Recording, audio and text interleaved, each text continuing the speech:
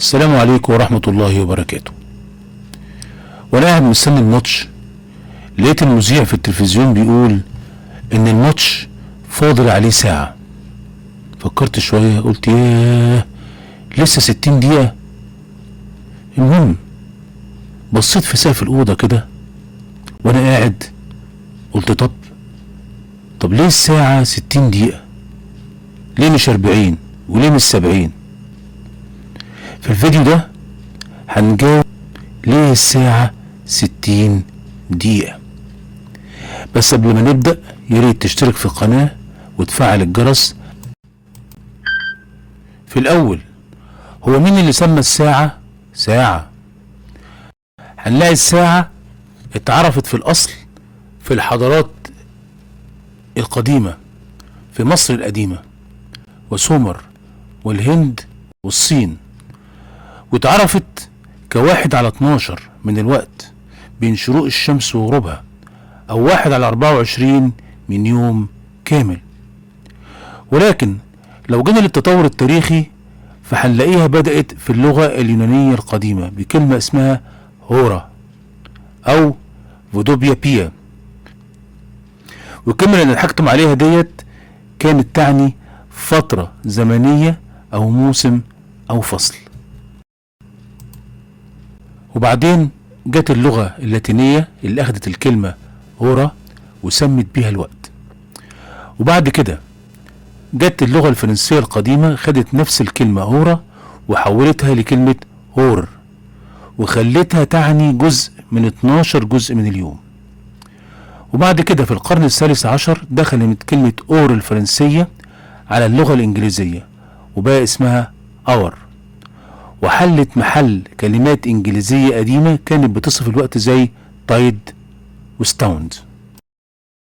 بس في الاصل كان مفهوم الساعة غير ثابت، فكان مدتها بتختلف حسب فصول السنة. ومع مرور الوقت تطور استخدام كلمة هورا لتعني فترة زمنية محددة وبقى اسمها في الانجليزية اور. اما اصل الكلمة في اللغة العربية يرجع للجذر العربي سوع، ومعناه جزء من الوقت حتى لو قليل، ويعني كمان جزء من 24 جزء اللي بيكون الليل والنهار. وكمان بتعني يوم القيامة اللي يعني وقت حدوث هذا اليوم. أحسن الله تعالى خاتمتنا جميعا. تقسيم الساعة إلى 60 دقيقة ما كانش اختراع فردي، لكن كان نتيجة تطور تاريخي يعود جذوره للحضارات القديمة.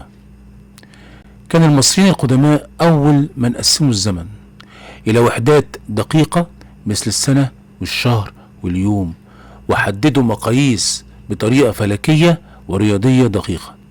فكان بيسموا السنة رمبيت وتنقسم إلى 12 شهر، والشهر بيسموه إبد وينقسم إلى 3 ديكانات اللي هي من قوسين عشرية يعني من 30 يوم، واليوم بيسموه رو وينقسم إلى 24 ساعة، والساعة أنوت وتنقسم إلى 60 دقيقة، والدقيقة أت وتنقسم إلى 60 ثانية، وكان بيسموا الثانية حات.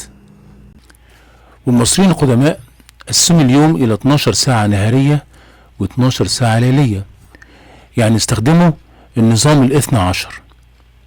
وأهمية الرقم 12 عندهم كان عشان حاجة من اتنين: إما إنه بيساوي عدد الدورات القمرية في السنة، أو علشان بيساوي عدد مفاصل الأصابع في كل يد، 3 في كل من الأصابع ال4 والإبهام، اللي هيخلي من ممكن العد إلى 12 بالإبهام سهل. بس الساعات ما كانتش متساوية في الطول، لأنها كانت تتغير حسب طول النهار والليل في مختلف فصول السنة. وده يعني ان الساعة المصرية كانت بتعتمد على موقع الشمس واوقات الاضاءة والظلام خلال اليوم. يعني النظام ده لو كان شغال دلوقتي كنا هنشيل الطين حرفيا، لان ال8 ساعات اللي بتشتغلهم دلوقتي في الصيف كانوا هيساوي 12 ساعة تقريبا، لان فيه النهار بيبقى اطول من الليل. ولكن مفهوم الساعات ذات الطول الثابت لم ينشأ الا في العصر الهلينستي، لما بدأ علماء الفلك اليونانيون باستخدام هذا النظام في حساباتهم النظرية. اقترح عالم اسمه هيبرخوس اللي امتدت بحوثه بين عامي 147 و 127 قبل الميلاد إلى تقسيم اليوم إلى 24 ساعة اعتدالية، استنادا إلى 12 ساعة من ضوء النهار و12 ساعة من الظلام في الأيام الطبيعية. ولكن على الرغم من الاقتراح ده استمر عامة الناس في استخدام ساعات متغيرة موسميا لقرون عديدة، ولم تصبح الساعات بالطول الثابت شائعة إلا بعد ظهور الساعات الميكانيكية لأول مرة في أوروبا خلال القرن الرابع عشر الميلادي.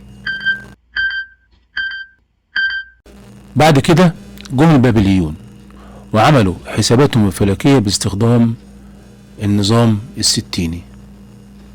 طب ايه هو النظام الستيني؟ في نظام العد الستيني او اللي بيسموه القاعدة 60 استخدام البابليون هذا النظام لقدرته على القسمة بسهولة على أعداد متعددة زي 1 و2 و3 و4 و5 و6 و10 و12 و15 و20 و30، وهو نظام بيعتمد على رقم 6 وليس على رقم 10 زي ما بنعتمد دلوقتي في نظامنا العشري، اللي خلاه مفيد جدا في الحسابات الفلكية المعقدة اللي بتتضمن حركة الكواكب والنجوم. وبالرغم من نظام العد المعتمدة على رقم 6 ما بنستخدمهاش دلوقتي، لكن لسه بنشوفها في نظام الوقت ونظام الزوايا اللي هي 360 درجة.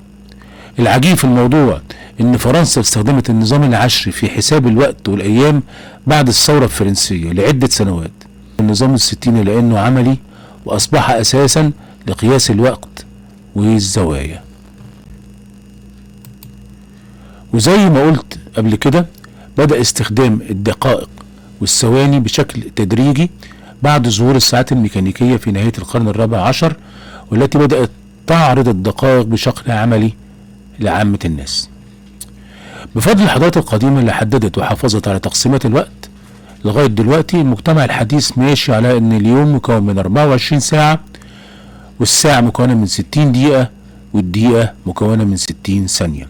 ولكن التقدم في علم قياس الوقت غير كيفية تعريف التقسيمات. ففي السابق كانت الثواني تشتق بتقسيم الأحداث الفلكية إلى أجزاء أصغر، لأن النظام الدولي للوحدات اللي كان اسمه SI أو System International Units يعرف الثانية بأنها جزء من متوسط اليوم الشمسي، ثم يربطها بعد كده بالسنة الاستوائية اللي هي الفترة الزمنية اللي بتستغرقها الأرض لإكمال دورة موسمية كاملة من خلال مدارها حول الشمس اللي طولها المتوسط في حوالي 365 يوم و5 ساعات و48 دقيقة و46 ثانية، وهي المدة اللي يعتمد عليها التقويم الميلادي للحفاظ على تزامن مواسم السنة. اتغير ده في عام 1967 لما ظهر مصطلح جديد اسمه الساعة الذرية، لأنهم عرفوا الثانية تاني بأنها مدة 9 تريليون 192 مليون و631 ألف 770 دورة من الإشعاع بسبب الانتقال بين مستويات الطاقة لذرة السيزيوم 133 المحفوظة عند درجة حرارة 0 كلفن. ومقياس كلفن هو درجة نشاط الجزيئات في المادة، بمعنى ان درجة 0 كلفن او بيسموه الصفر المطلق بيساوي على المقياس المئوي اللي احنا بنستخدمه دلوقتي ناقص 273 مئوية. وأدى ظهور الوقت الذري اللي بيعتمد على ترددات رنين معينة لذرات زي السيزيوم والروبيديوم للحفاظ على الوقت بدقة قصوى، واللي سموه التوقيت العالمي المنسق UTC اختصارا لجملة Coordinated Universal Time. على فكرة الخطأ في الساعة الذرية 1 نانو ثانية في اليوم، أي ما يعادل خطأ مقداره ثانية كل 2.7 مليون سنة. أما الساعة العادية ممكن أن نفقد ثواني أو دقائق بشهر شهري لاعتمادها على حركة ميكانيكية قابلة للتشوه نتيجة للاهتزازات أو التغير في درجة الحرارة أو المجالات المغناطيسية. وهتلاقوا في صندوق الوصف لينك للي عايز يعرف الساعة الذرية دلوقتي كام. في النهاية بعد الهري ده كله نطلع بنتيجة مهمة، وهي ان قياس الوقت يتغير بتغير الزمان. يعني احنا في قياس الوقت دلوقتي ماشيين على النظام الستيني بتاع البابليين، وبعد كده ظهر نظام الوقت الذري، ومش عارفين بعد كده هيظهر ايه. الخلاصة انه لا شيء دايم في الدنيا ديت الا الله سبحانه وتعالى هو الاول والاخر. اكتب لنا في التعليقات عن اي افكار غريبة ممكن تيجي في بالك واحنا نحاول نجيب لك قرارها. لو عجبك الفيديو اعمل لايك وشيرها لأي حد مهتم بنفس المعلومة، واشترك في القناة وفعل الجرس علشان يوصلك تفسير لأي أفكار غريبة جديدة. السلام عليكم.